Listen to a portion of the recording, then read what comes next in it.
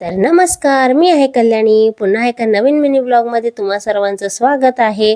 तर आज आम्ही निघालोय आमच्या मावस जावच्या इथे, कारण की त्यांच्या इथे आहे धोंडे जेवणाचा कार्यक्रम. त्यांनी आम्हाला आमंत्रण दिलंय, त्यामुळे आम्ही निघालोय.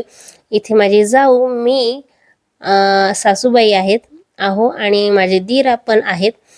तर आणि हे 2 लेकरं आणि बाकीचे सगळे घरीच राहिलेले आहे.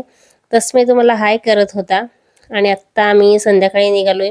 आम्हाला घरून निघायला उशीरच झाला. हो नाही करता करता निघालो आम्ही. आणि मस्त असा पाऊस पडतोय, थोडा थोडा. गरम वातावरण आहे, तरी पण छान असा मस्त पाऊस पडतोय.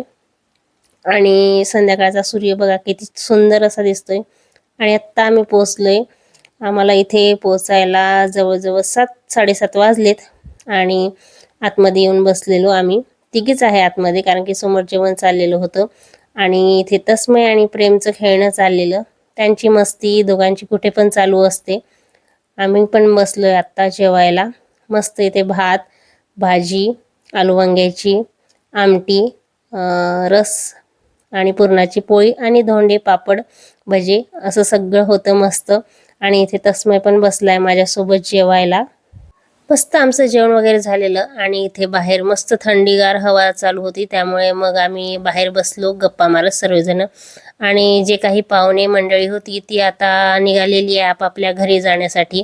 आणि अहोंची इथे मामा मामे पण आलेले होते, त्यामुळे मग इथे गप्पा मारत बसलो आम्ही. आणि मस्त असा संध्याकाळचा व्ह्यू.